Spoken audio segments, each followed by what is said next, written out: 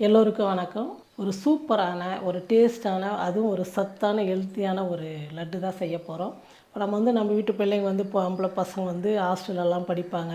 அவங்களுக்கெல்லாம் நல்லா ஒரு சத்தானது கொடுக்கணும்னா அங்கே கிடைக்காது. அங்கே இருக்கிற கேன்டீன்லாம் அந்த மாதிரி தான் சாப்பிடுவாங்க. நம்ம வீட்டிலேருந்து கொஞ்சம் நல்லா ஒரு சூப்பராக ஒரு சத்தாக செஞ்சு கொடுத்தா அவங்க டெய்லி ஒன்று சாப்பிட்டாங்கன்னா உடம்புக்கும் நல்லது. 10-20 நாள் கூட இது வச்சு சாப்பிட்லாம், கெட்டு போகாது. அந்த மாதிரி ஒரு அருமையான லட்டு தான் செய்ய போகிறோம்.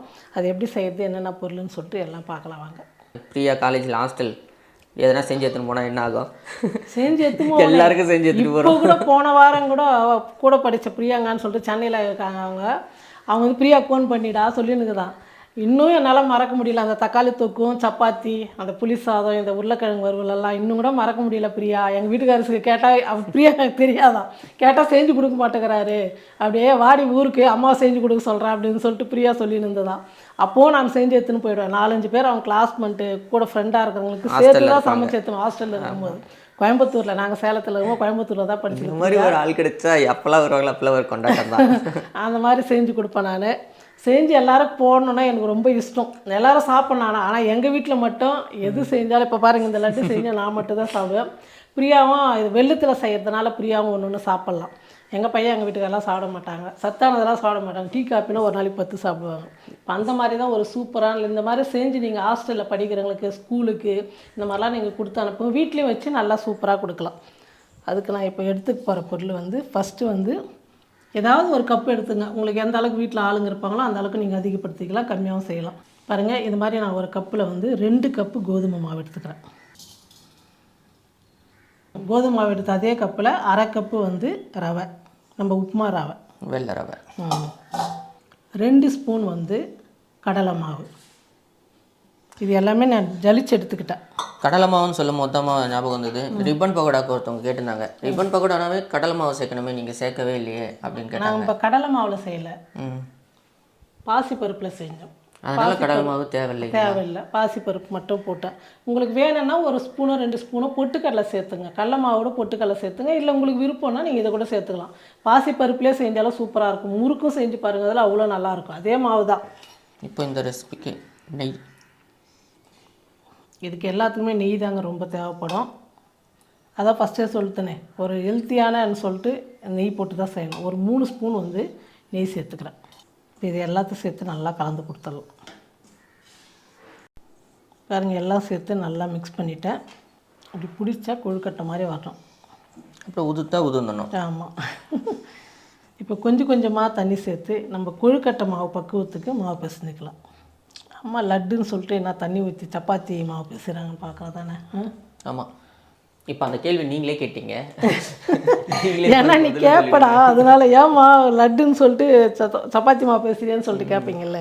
எங்கள் பாட்டி, உனக்கு தெரியுமா தெரியாது, மங்கம்மான்னு சொல்லிட்டு நம்ம ஊரில் ஒரு பாட்டி இருந்தாங்க. எங்கள் வீட்டு எதிர்க்கு எங்கள் சொந்தக்கார பாட்டி தான். அவங்க எனக்கு தெரிஞ்சு நான் ஒரு 40 வருஷம் முன்னாடி, 10 வயசுலன்னு சொல்லிட்டு. ஆமாம், அப்போ அந்த பாட்டி அப்போ தான் எனக்கு ஃபஸ்ட்டு தெரியுமே. அவங்க கொழுக்கட்டையே பார்த்தீங்கன்னா பிடி கொழுக்கட்டை செய்வாங்கள்ல, அது நம்ம ஆவியில் வேக வைப்போம். அந்த பாட்டி என்ன பண்ணுவாங்க, எண்ணெயில் தான் வேக வச்சு எடுத்து வச்சுக்குவாங்க. அவ்வளோ டேஸ்ட்டாக இருக்கும். ஏன் பாட்டி எண்ணெயில் செய்கிறீங்கன்னா, இது கெட்டு போகாது, எத்தனை நாள் வேணால் வச்சு சாப்பிட்லாம், அடிக்கடிக்கு செய்ய முடியாதுன்னு சொல்லிட்டு எண்ணெயில் தான் செய்வாங்களே. கொழுக்கட்டை செஞ்சுட்டு வச்சுன்னு சாப்பிடுவாங்க, வச்சு கொடுப்பாங்க எல்லாருக்கும். நல்லா பாட்டி செத்துட்டாங்க, அவங்க இல்லை. நெய்யில் தான் வேக வைப்பாங்க. மாடு நிறையா இருக்கும், நெய்யில் தான் சுட்டு வச்சுக்கின்னு கொடுப்பாங்க வரவங்களுக்கெல்லாம். உங்களை பொறுத்த வரைக்கும் சின்ன வயசில் நிறைய ரெசிபிக்கு ஃப்ளாஷ்பேக் இருக்குது. ஏமா நிறையா. ஆனால் எனக்கு பாட்டிங்க ஜாஸ்தி அந்த காலத்தில் பாட்டிங்க. அதே மாதிரி எனக்கு என் வயசு ஃப்ரெண்டெல்லாம் அப்போ யாருமே கிடையாதுங்க. நான் படிக்கும் போதெல்லாம் யாரோ 1-2 பேர் தான். ஆனால் எனக்கு எல்லாமே பாட்டிங்க தான் ஃப்ரெண்டு. ஏன்னா பாட்டிங்க கூட தான் நான் சினிமாவுக்கு போவேன், அவங்களுக்கெல்லாம் வாங்கி கொடுப்பேன் பிடிச்சதெல்லாம். எல்லாமே நான் சின்ன பொண்ணு ஒரு 15 வயசுன்னா அவங்கெல்லாம் ஒரு 50 வயசு இருப்பாங்கன்னு வச்சுக்க. அவங்க நல்லா உனக்கு சாப்பிட்றதுக்கு செஞ்சு கொடுத்துருக்காங்க. இப்போ செஞ்சு கொடுப்பாங்க. திருத்தணிக்கு தான் போனால் 2-3 படம் ஒன்றா சேர்த்து பாட்டிங்க கூட நான் தான் போவேன். அது அப்படியே இப்போவும் வளர்ந்து போச்சு. பெரியவங்க கூடவே பழகு. இப்போவும் என்னோட வயசு அதிகமாக இருக்கிறது தான் நான் பழகுது. அதனால் அவங்க தான் எனக்கு சீக்கிரமாக அட்டாச் ஃப்ரெண்டு மாதிரி ஆயிடுறாங்க. பாருங்கள், இந்த அளவுக்கு கெட்டியாக பிசைஞ்சிடுங்க. அதே மாதிரி ஒரு 10-15 நிமிஷம் நல்லா ஊறட்டும். ரவை சேர்த்துருக்கிறதுனால கொஞ்சம் ஊறினா தான் நல்லாயிருக்கும். அதனால் இதை ஒரு பக்கமாக வச்சுட்டு மற்ற வேலை பார்க்கலாம். ஒரு 20 நிமிஷம் வந்து நல்லா ஊறிடுச்சு பாருங்கள். ரவெல்லாம் நல்லா ஊறி இந்த மாதிரி ஸ்மூத்தாக நல்லா வந்துடுச்சு. இப்போ நான் வந்து அதுக்குள்ளவே கொஞ்சம் பிடிச்சி வச்சுட்டேன். சின்ன சின்னதாக இந்த மாதிரி உருண்டை எடுத்து நம்ம கொழுக்கட்டை மாதிரி பிடிச்சி வச்சுக்கோங்க. கையோட அச்சு தெரியணும். ஆமாம், அச்சு தெரியணும் இல்லை, கொழுக்கட்டை கொஞ்சம் வேகிறதுக்கு அப்போ தான் நல்லாயிருக்கும். இந்த மாதிரி சின்ன சின்னதாக பிடிச்சிங்கன்னா, வீட்டில் வந்து நெய் அதிகமாக இருந்ததுன்னா நெய்லேயே இந்த கொழுக்கட்டையும் வேக வச்சுட்டா நல்லாயிருக்கும். அவ்வளோ நெய்யெல்லாம் நம்மக்கிட்ட இல்லைன்றதுனால எண்ணெயில் வேக வச்சுடுவோம். ஆனால் நீங்கள் நெய்யெல்லாம் இருந்ததுன்னா நெய்யில் வேக வச்சு செய்யுங்க, அதிகமாக இழுக்காது, நல்லாயிருக்கும். எண்ணெய் காஞ்சிடுச்சு, நம்ம எண்ணெயில் கொழுக்கட்டை வச்சுக்கலாம். இந்த அளவுக்கு தாண்டா காயணும், ரொம்ப காஞ்சிடுச்சுன்னா மாவு வந்து உள்ளே வேகாது. ஓ, அப்புறம் வந்து நீங்கள் மீடியம் ஃப்ளேமில் அப்படியே பொரிக்கணும். நீ என்னை பார்க்கும்போதே என்னடா அம்மா எண்ணெய் காயாமல் போட்டானா, அதெல்லாம் புரிஞ்சுக்கணும்ல, தெரியுது ஒன்று பார்த்தா. நான் கேட்குற கேள்வி என் மூஞ்சிலே தெரியுது. ஆமாம், அந்த அதாவது அந்த பார்க்குற பார்வையிலே நீ எதோ என்னை கேட்க போகிறேன்னு தெரியுது, எண்ணெய் காயிலேன்னு. இப்போ பாரு கரெக்டாக இருக்கு பாரு. அம்மாவுக்கு நல்ல எக்ஸ்பீரியன்ஸ் ஆயிடுச்சு. வீடியோ எடுத்து பார்த்து. ஏன்னா மாவு அப்படியே இருக்கக்கூடாது, வேகணும். கொஞ்சம் ஸ்டவ் குறைச்சி வச்சுட்டு மீடியமாக வச்சுட்டு வேக வச்சுக்கலாம். இதையே நீங்கள் ஆவியில் வேக வச்சு செய்யலாம் தானே? ஆவியில் வேக வச்சா செய்ய முடியாது, இந்த மாதிரி லட்டு செய்ய முடியாது. அது வந்து அப்படியே இதுவாகிடும், உதிராக வராது. அப்போ அது அந்த மாதிரி ஏதாவது செய்வாங்களான்னு கேட்குறேன். அந்த மாதிரி செய்ய முடியாதுன்றனே. வேறு ஸ்வீட் ஏதாவது இருக்குங்களா அந்த மாதிரி? அது கொழுக்கட்டை. இப்போ இது வந்து வேக வச்சு கோதுமை ரவை தானே, கொழுக்கட்டையாக வெல்லம் போட்டு பேசியிருந்தா ஆவியில் வேக வச்சு அப்படியே சாப்பிட்டுக்கலாம். ஓ ஆமாம், அதுதான். ஓகே ஓகே, அப்படியே சாப்பிட்டுலாம். ஆமாம், வேக வச்சு வெல்லம் சேர்த்துட்டு அப்படியே இது பண்ணிக்கலாம். பாருங்கள், இந்த மாதிரி திருப்பி திருப்பி கொடுத்து அதே மாதிரி தான் நல்லா வெந்து வரும்போது இந்த கொதிப்புலாம் அடங்கிடும், நல்லா கலர் வரணும். அப்போ வந்து நமக்கு உள்ளே வந்து ரவை மாவு கோதுமை மாவு எல்லாமே நல்லா வெந்துட்டுருக்கும். இன்னும் கொஞ்சம் நேரம் வேகணும், நல்லா கலர் வரணும். பாருங்கள், நல்லா இந்த மாதிரி வந்து கலர் மாதிரி வரணும், நல்லா வெந்துருச்சு. இது எடுத்துக்கலாம். இதே மாதிரி அடுத்தது பிடிச்சி வச்சுருக்க மாவையும் பொரிச்சு எடுத்துக்கணும். இது எடுத்துகிட்டு இருக்கிற மாவை எண்ணெயில் வந்து பொரிச்சு எடுத்துக்கலாம். பாருங்கள், இந்த மாதிரி நல்லா கலர் வரணும். நல்லா சூடு ஆறுனதுக்கப்புறம் இந்த மாதிரி சின்ன சின்ன பீஸாக வந்து உடச்சி போட்டுக்குங்க.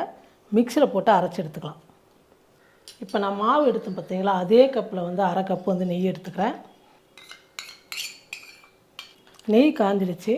நான் வந்து ஒரு 1/4 கப்பு வந்து பாதாம் எடுத்துக்கிட்டேன். இந்த நெய்யில் வந்து வறுத்து எடுத்துக்கலாம். ரொம்ப வந்து கலர் மாறணும்னு இல்லை, லைட்டாக வந்து வறுபட்டால் போதும். பாருங்கள், இந்த மாதிரி கொஞ்சம் கலர் மாறினா போதும், ரொம்ப வந்து கலர் மாற அளவுக்கு வேணாம். முந்திரியை வந்து சேர்த்துக்கலாம். அதே 1/4 கப்பு முந்திரி. உங்களுக்கு எந்த அளவுக்கு வேணுமோ நீங்கள் அந்த அளவுக்கு நிறையா கூட சேர்த்துக்கலாம். நான் வந்து 1/4 கப்பு அளவு எடுத்துக்கிட்டேன். இதெல்லாம் நிறையா சேர்த்துக்கினாலும் உடம்புக்கு நல்லது தான்.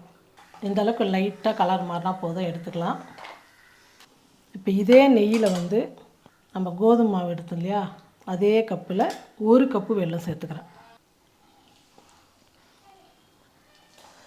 வெல்லம் நல்லா கரைஞ்சி, நீங்கள் வந்து இது வெல்லத்தை சொல்லிட்டேன் நான், கல் மண் இல்லாத மாதிரி பாகு வெல்லமாக பார்த்து வாங்கிக்கோங்க. ஏன்னா நம்ம வந்து நெய்யில் போட்டு அப்படியே தான் நம்ம வந்து ஊற்ற போகிறோம்.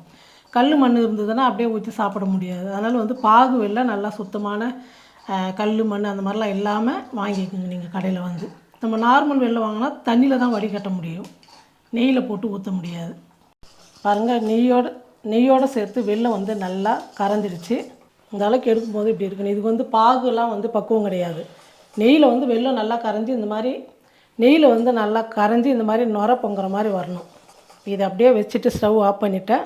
இதை அப்படியே வச்சிடலாம். அதுக்குள்ளே வந்து நம்ம அதை வந்து மிக்சியில் போட்டு இந்த நட்ஸ்லாம் வந்து 1-2 அரைச்சிக்கலாம். இப்போ நம்ம பிடிச்சி வச்ச கொழுக்கட்டையும் வந்து பவுட்ரு பண்ணி எடுத்துக்கலாம். மிக்சியில் சேர்த்துட்டு நல்லா கொஞ்சம் நைஸாக பவுட்ரு மாதிரி, பவுட்ருனால் கொஞ்சம் குறப்பாக தான் வரும், இது ரவாலாம் சேர்த்ததுனால அந்த அளவுக்கு அரைச்சிக்கோங்க. இந்த மாதிரி உருண்டையாக இல்லாமல் நல்லா அரைச்சிக்கணும்.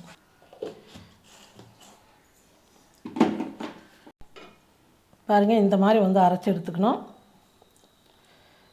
எல்லாமே நான் வந்து எல்லா கொழுக்கட்டையும் மிக்சியில் போட்டு அரைச்சி எடுத்துக்கிட்டேன். இப்போ வந்து நம்ம இந்த முந்திரி பாதாம் இதை வந்து ரொம்ப நைஸாக இருக்கக்கூடாது, சும்மா ஒரு சுற்று சுற்றினா 1-2 ஆகிடும். நம்ம கட் பண்ணி கூட சேர்த்துருக்கலாம், ஆனால் மிக்சியில் போட்டு சும்மா அது லைட்டாக ஒரு சுற்று சுற்றிக்கலாம். இப்போ நம்ம அரைச்ச பாதாம் முந்திரி சேர்த்துடலாம். இந்த மாதிரி 1-2 இருந்தால் போதும், ரொம்ப நைஸெல்லாம் அரைக்க வேணாம். இப்போ ஏலக்காய் பொடி சேர்த்துக்கலாம், ஒரு 1/2 ஸ்பூன்.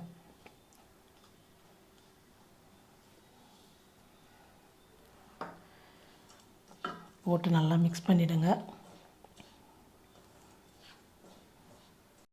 பாருங்கள் நெய்யில் வந்து வெல்லம் காய்ச்சணும் இல்லையா, இப்போ இதை வந்து ஊற்றிக்கலாம். இப்போ சூடாக இருக்கும், கை வச்சு மட்டும் கலந்துடாதீங்க, ஸ்பூன் வச்சு இந்த மாதிரி கலந்துடுங்க.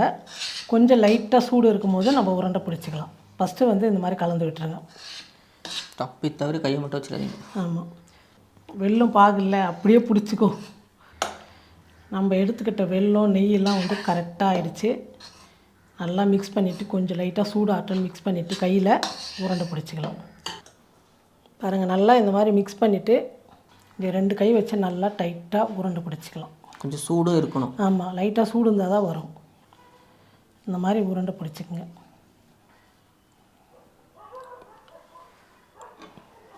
கொஞ்சம் நல்லா டைட்டாக பிடிக்கணும். இந்த அளவு கரெக்டாக நம்ம போட்டு செஞ்சோம்னா இது எல்லாமே நமக்கு கரெக்டான பக்குவத்தில் வந்துடும்.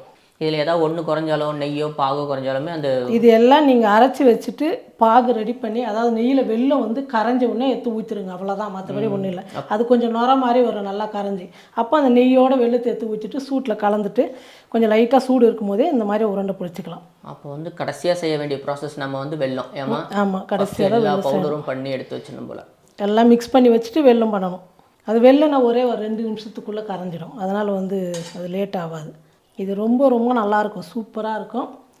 இதே மாதிரி நம்ம எல்லாத்தையும் லட்டு பிடிச்சி வச்சிடலாம். ஃபஸ்ட்டு லட்டு எல்லாமே பிடிச்சிட்டா நம்ம எடுத்த வெல்லம் அந்த நெய்யெல்லாம் கரெக்டாக போச்சு. பாகுலாம் வந்து பாருங்க, இப்படி உடச்சிங்கன்னா இந்த மாதிரி வரணும். டேஸ்ட் வந்து ரொம்ப ரொம்ப சூப்பராக இருக்கும். வெல்லத்தில் செய்கிறதுனால உடம்புக்கு எந்த பிரச்சனையும் இல்லை. இந்த மாதிரி நீங்கள் செஞ்சு வச்சுட்டு பொம்பளை பிள்ளைங்களுக்கு எல்லாருமே சாப்பிட்லாம். வீட்டில் எல்லாருக்குமே ரொம்ப நல்லது தான். ஸ்நாக் இந்த மாதிரி வந்து செஞ்சு வச்சுட்டிங்கன்னா ஒரு 10 நாளைக்கு டெய்லி ஒன்று எடுத்து சாப்பிட்டுக்கலாம். ரொம்ப ரொம்ப சூப்பராக இருக்கும். ஒரு சத்தானதும் சரி, ஒரு நல்ல ஒரு ஹெல்த்தியாகவும் இருக்கும், உடம்புக்கு ரொம்ப ஆரோக்கியமாக இருக்கும். நீங்களும் இதே மாதிரி அளவு நான் சொன்ன மாதிரி செஞ்சு பாருங்கள். ரொம்ப ரொம்ப நல்லாயிருக்கும். செஞ்சு பார்த்துட்டு எப்படி இருக்குன்னு சொல்லிட்டு மறக்காமல் கமெண்ட் பண்ணுங்கள், ஷேர் பண்ணுங்கள். நன்றி.